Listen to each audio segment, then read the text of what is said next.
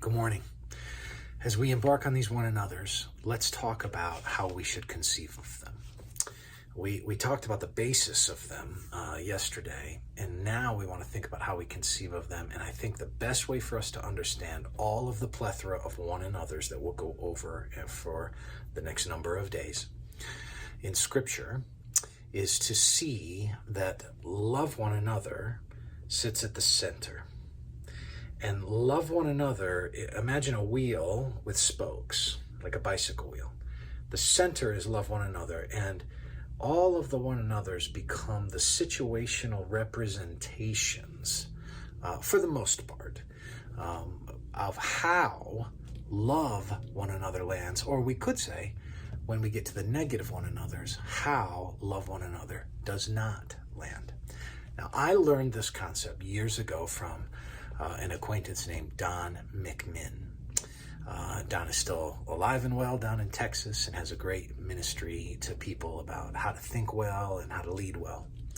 And he had a little workbook on the one another's of Scripture, and I remember that representation, and I've always thought that was such a great way to depict the one another's of Scripture. I want to start with love one another, which is often referred to as the 11th commandment, but let's listen to John 13:34 and 35. A new commandment I give to you, that you love one another, just as I have loved you. That's very important because that sets the expectation for the quality of love. You also are to love one another. Verse 35. By this, all people will know that you are my disciples, if you have love for one another. See the importance of love for one another? Now, what does it mean to love? If you've listened to these thoughts for the days on a regular basis, you probably know the answer.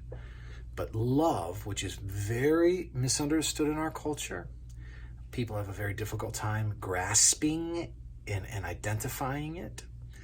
Love is to operate in another's best interest. That's the definition that we need to work with, to operate in another's best interest. Of course, their interest is defined by God. So when we come to the one another's, because He designed us, He gets to define what's in our best interest. And when we come to the one another's, we are then learning what the expressions situationally of love are. Here's the basic thought as we begin.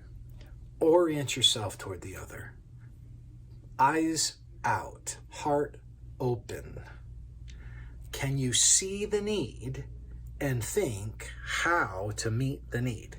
If you can do that in the lives of other people, you're on the way toward loving one another, because it is to operate in another's best interest. And you're to do that as Christ loved us. So remember yesterday's thought for the day. The gospel is what anchors, gives impetus to, gives vitality to, and is the example for how we ought to rehearse that love to one another as I've loved you. May the Lord bless you today as you seek to love, operate in another's best interest. Take care.